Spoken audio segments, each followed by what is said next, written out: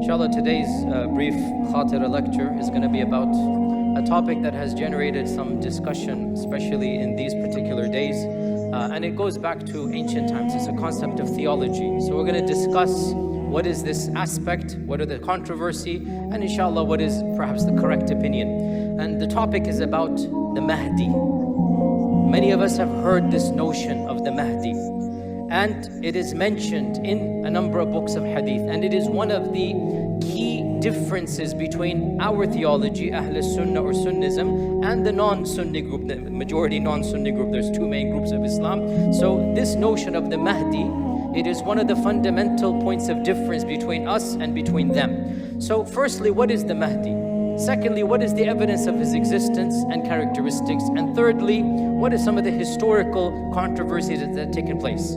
The term Mahdi is a title, it's not a name. And it means the rightly guided. From Huda, Mahdi, that he is guided. And so he will be guided and he will guide other people. So the Mahdi is somebody who is correctly guided. He has hidayah. He himself is upon the straight path. Now, the term Mahdi is not found in the Quran, meaning as a person going to come, nor is it found in the most authentic books of hadith, which is Sahih Bukhari and Sahih Muslim. But we do find references to this concept in some of the other books, such as the Sunan of Abu Dawood, such as the Mustadrak al-Hakim, such as the Sunan of Ibn Majah, such as the Musnad of Imam Ahmad. We find a number of traditions about a person. In some of them, his name is mentioned, Muhammad ibn Abdullah. The Prophet ﷺ said, hadith is in Abu Dawood, a man shall come towards the end of times. His name will be my name, and the name of his father will be the name of my father, meaning Muhammad ibn Abdullah. And in other traditions, his description is given. A man shall come with an aquiline nose and a broad forehead. And in other traditions, the time frame will be mentioned. Towards the end of times, a man shall come. In yet other traditions, the conditions of the time are mentioned. The Prophet ﷺ said, there will be a time that is full of injustice and evil, and Allah will send a person who will bring about justice and harmony, justice and equilibrium. So we learn from this that in the hadith literature, there is this notion of somebody coming towards the end of times. His name is going to be Muhammad ibn Abdullah, and his title, his description will be the Mahdi. Not that his name is Mahdi, it's his description, it's an adjective, how you describe him. And he shall come towards the end of times. Now, I said there's no explicit reference in Bukhari and Muslim to the Mahdi, but there is implicit reference. There is implied reference in Bukhari and Muslim. For example, in Sahih Muslim, our Prophet ﷺ said that when Isa ibn Maryam will come down, your Imam shall be from amongst you. وَإِمَامُكُم مِّنْكُمْ. The term Imam is used. Scholars have understood this is a reference to the Mahdi, even though it's not explicit. In another hadith, also Sahih Muslim, the Prophet ﷺ said, when Isa ibn Maryam comes down, he shall come down in the white minaret in Damascus. They say this is the Umayyad mosque, which was built after the hadith was mentioned. They say this is the Umayyad mosque. He's going to come down in the white minaret, and Salat al-Fajr adhan will have been given. The person will be leading or about to lead, and Isa ibn Maryam will come down. The person leading will say to Isa, you come. And Isa will say, no, this is for you, not for me. Now, there's no name given of the Mahdi, but our scholars say this is a reference to the Mahdi. Our scholars say this is a reference to the Mahdi. If this is the case, then we learn the Mahdi is going to be a person who is alive when Isa and Dajjal are both here, which means the very end of times. If you go back to the lectures I gave here at Epic, the signs of the Day of Judgment, I mentioned Isa and Dajjal. They are of the major signs right before the trumpet is blown. This is at the very end of times. The fact that Isa comes down and the Mahdi is leading Salah means that the Mahdi will witness this end of times. So the coming of the Mahdi is signaling the beginning of the very end, the last final days on earth. Now, this concept of Mahdi in our tradition, by our I mean Ahl Sunnah or Sunnism, it is very clear. This is not a supernatural person with wings, he's gonna fly in the heavens. No, he's a normal human being, flesh and blood. He doesn't have supernatural powers. He doesnn't have ilm al-ghayb. Nobody has ilm al-ghayb according to us other than Allah subhanahu wa ta'ala, right? He does not say kun fayakun, only Allah is like this. Rather, he is a righteous human being and a person whom the ummah agrees upon that he should lead them during the time of fitna. There's going to be a time of civil war, a time of chaos, and the ummah shall agree, this is the person who shall lead us. That is the characteristic of the Mahdi. And he shall be fighting the Dajjal until Isa comes. He won't be successful against Dajjal, but he shall fortify the believers, waiting for Isa to come. Behind him, the believers will be fighting the Dajjal, and when Isa comes down, Isa will take over and Isa will kill the Dajjal. So the Mahdi, according to our tradition, is a normal human being, of flesh and blood. He has no supernatural powers. He shall be born at the end of times and live a normal life and die, and that will be his demise. Now, the other group, the non-Sunni group, the major group that is, the second largest group of the Ummah, that group has a very different belief about the Mahdi. And they say the Mahdi has already been born, and the Mahdi for them is the 12th Imam. They have 12 Imams, according to their theology. From their standpoint, they say the Mahdi has already been born, and the Mahdi is currently alive amongst us, but he is hidden to the masses. He could be anywhere. He could be in this audience. He could be there. He could be here. He is alive and active, helping the poor and performing miracles. And according to them, he has supernatural powers. He knows ilm al-ghayb, and he can control the creation, and they give him powers that are, from our perspective, not appropriate. Like, this is something only Allah Azza wa Jal has, but from their perspective they say no, all of the Imams have it, and this is now the 12th Imam who is currently alive, but he's in hiding. They say that the Imam is alive but in hiding, and when the Imam returns, he's not going to be born, he's already born. He's going to be zuhur, he's going to become apparent, and he will reveal himself, kashf, he will reveal himself. Not that he's going to be born and live no, according to us, the Mahdi is going to be born normal birth, live a normal life. In fact, in one hadith, in the Musnad of Imam Ahmad, there's a reference that the Mahdi might not even be pious in his youth, and he will become pious when he becomes older. The phrase is, يُصْلِحُهُ اللَّهُ فِي لَيْلَةٍ. In one night, Allah will rectify him, which means he was not rectified, which means he might have not been the best person. Then one night or something's going to happen and he will become a very pious person. Then people will begin to respect him, and then people shall eventually say, we want you to be in charge. And then the times and the end of times will happen. According to the other group, the Mahdi is currently alive and hidden amongst us. And the Mahdi, when he comes back, the main purpose for that group is not to fight against Dajjal or no, it's something that is actually awkward to say, and that is, according to them, the Mahdi will bring back the rights of the Ahl al-Bayt and will exact revenge upon those that oppose the Ahl al-Bayt. And if you understand this, then fine. If not, then don't worry about it. This is one of the awkward topics. We don't want to flare sectarianism, but we have to teach facts. So we try to unify as much as possible, but this is a fact that does divide, and we try to explain without provoking hatred. We're trying to be factual without incendiary topics, but fact of the matter is, some people from that group believe that the Mahdi is going to massacre not the followers of Dajjal, but Muslims who didn't agree with their theology. And that's obviously problematic because that raises sectarianism. We strongly disagree with this. So this is Sunnism, this is non-Sunnism. I didn't mention the term on purpose. Now, has there been any controversy within our Sunni Islam? Yes, definitely. There has always been dissenting voices even within our tradition.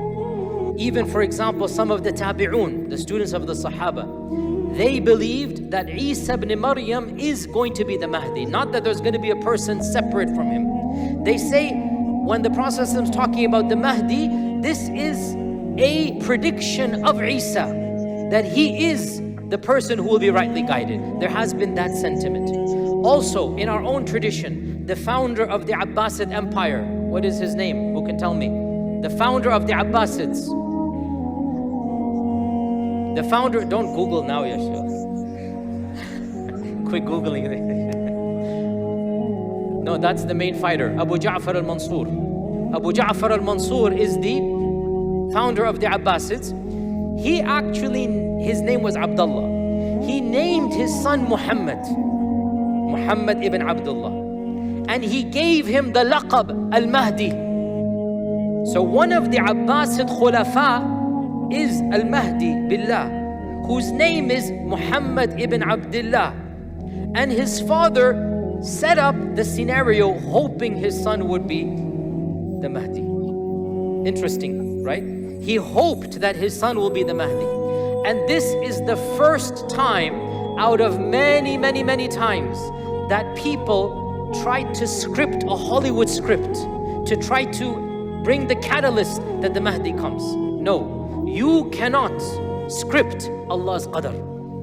You cannot script the actual plan that's going to happen. Allah will bring it to happen. You cannot act the act. When the Mahdi comes, he will be the Mahdi. You cannot write an entire dialogue and pretend you are the Mahdi. Throughout history, more than 40 people, throughout all of history, we know of at least 40, there are more I'm sure, that have claimed to be the Mahdi. More than 40, beginning with Al-Mahdi Billah, Muhammad ibn Abdullah ibn Abu Ja'far al-Mansur. This is the first, and he's within our tradition, Sunnism, right?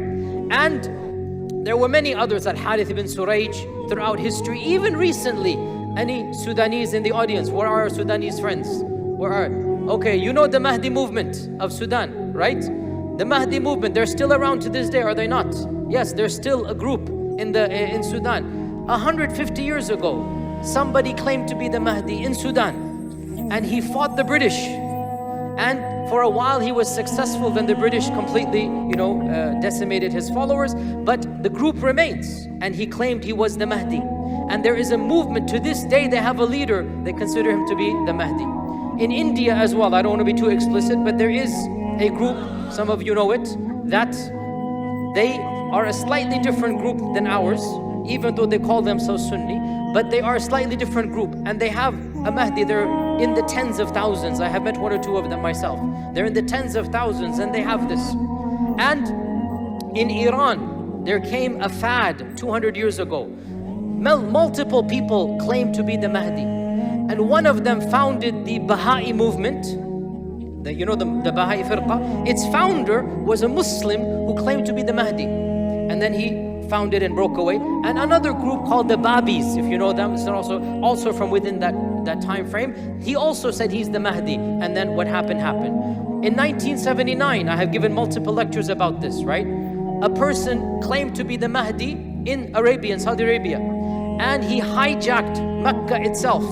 Some of you who are above the age of 45, 50, you remember this. And I have given multiple lectures because I have interviewed dozens of people. I was too young to remember the incident, but by the time I went to study in the University of Medina, many of my teachers were undergraduates when this movement was active. So I interviewed myself multiple people who were aware of this movement, some of whom followed it for a while and then left the movement. So I interviewed myself, eyewitnesses, people who were in the house of this person and discussing plans and whatnot. I have lots of information. Maybe one day I'll give more lectures because some of it is very sensitive. But in 1979, a person by the name of Muhammad ibn Abdullah al-Qahtani claimed to be the Mahdi.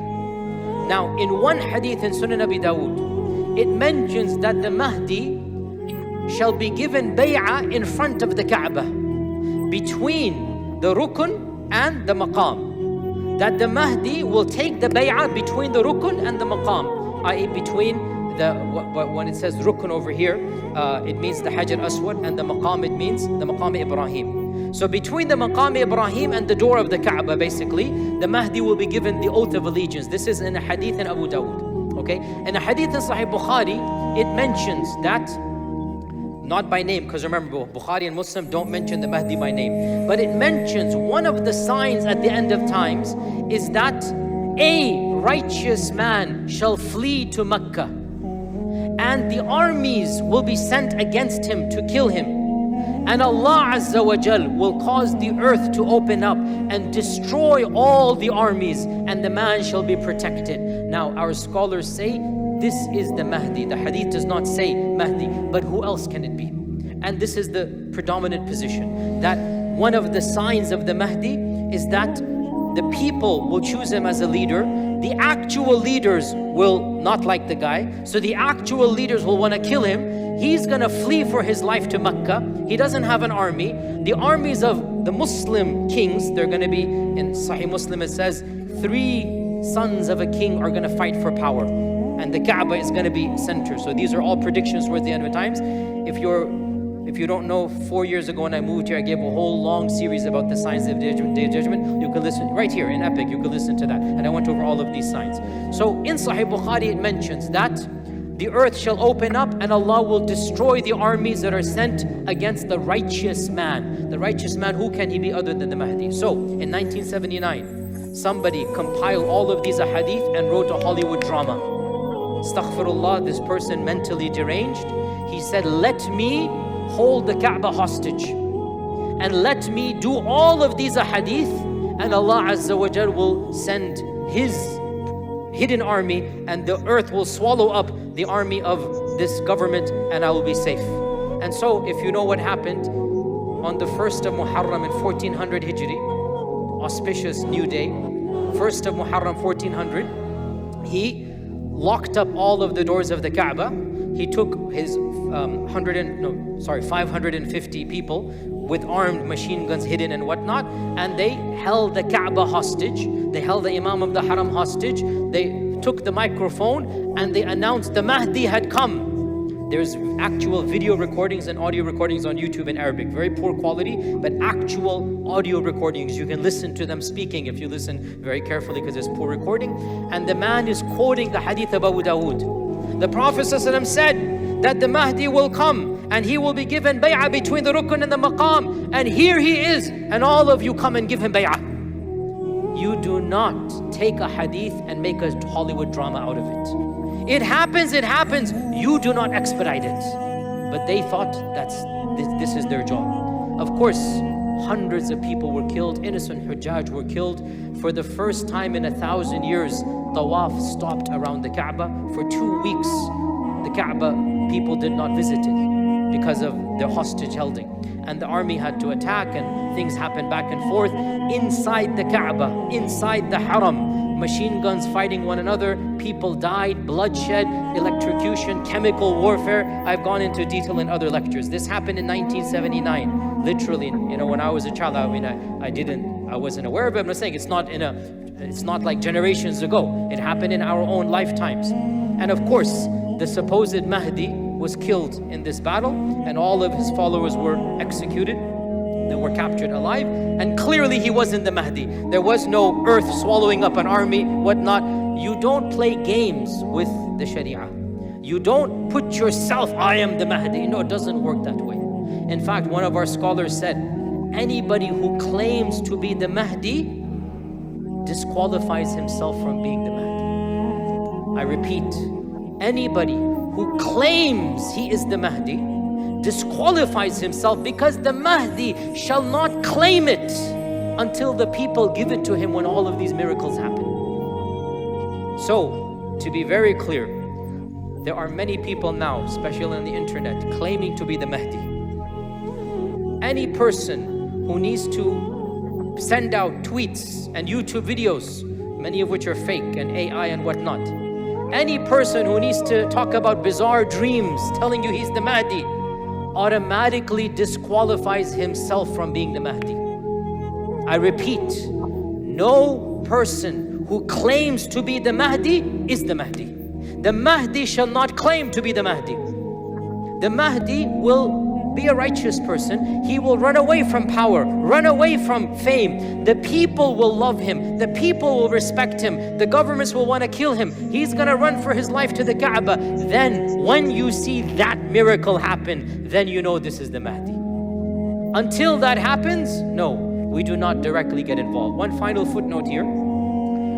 Is it something that is completely unanimously agreed upon within our Sunni Islam? Response is no. The vast majority of ulama say yes, there is a concept called the Mahdi. But throughout history, there have always been some ulama, minority, but they have been there. Ibn Khaldun, for example, said all of the ahadith of the Mahdi, they are weak. And another scholar of the 70s, a great scholar, the chief judge of the state of Qatar, Abdullah al-Mahmoud, Sheikh Abdullah al-Mahmoud. He is actually one of the contemporaries of Sheikh bin Baz. He's a student of Muhammad ibn Ibrahim. He's coming from definitely the mainstream, hardcore Sunni tradition. He's not an outsider. He was a very core, defender of the idea there is no Mahdi in Sunni Islam. He said, and he's coming from Sunnism, that the concept of Mahdi is imported from the non-Sunni group into Sunnism, right? Interesting anecdote. He said this during the time of this incident in Mecca. And he was very public about this. These people are all wrong because there is no concept. And he said it in a public conference. In that conference were great scholars. Sheikh Al-Albani, if you know his name, Sheikh Yusuf Al-Qardawi, Sheikh Muhammad Al-Ghazali, if you know his name. All of these people were in that conference. Now Sheikh Abdullah Al-Mahmoud was senior to them in age. And he made a blunt statement. La Mahdiyyata fil Islam. This is something that has come from the non-Sunni group and infiltrated our Sunni books. All of the ahadith of the Mahdi, according to him, are weak and fabricated.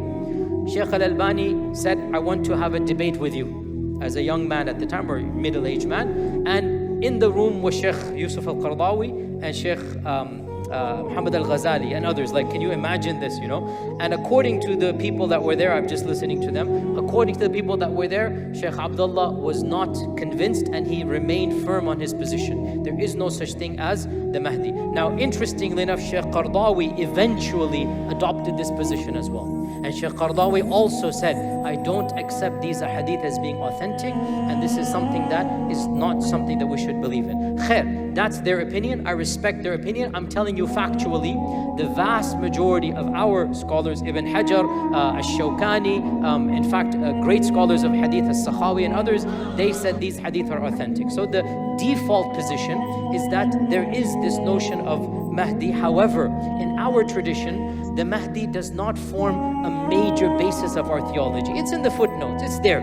As for the non-Sunni group, the belief in the Mahdi is of course central. It is the pillar of their theology, and for us it is something incidental, so much so, even if somebody denies it and says the hadith are not authentic, he's still within Sunnism. We've had people that have said this, that this concept is not authentic for our traditions, he's still within Sunnism. In any case, I wanted to conclude on the key point here, because there's a lot of confusion and people are saying this.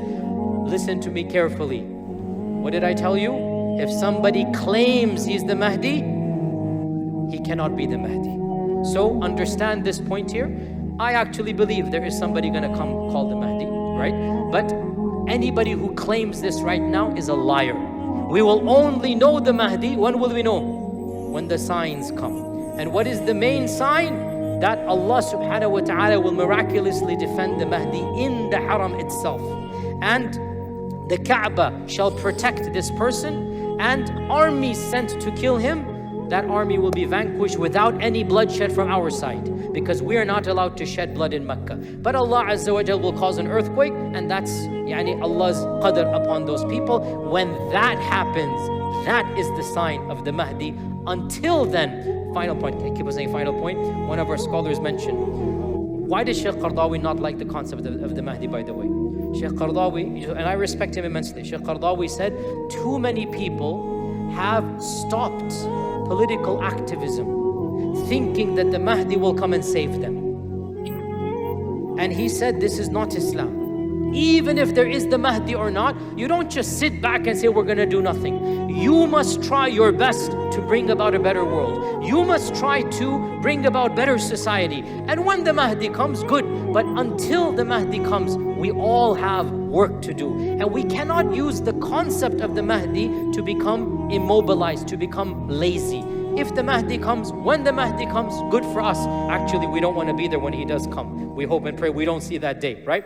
But regardless of that belief, we still have an obligation to form a better society and to bring about as much peace and justice as we can. And with that, inshallah, I hope there was some benefit in these comments. I will continue next week. Jazakumullah khair. Assalamu alaikum wa rahmatullahi.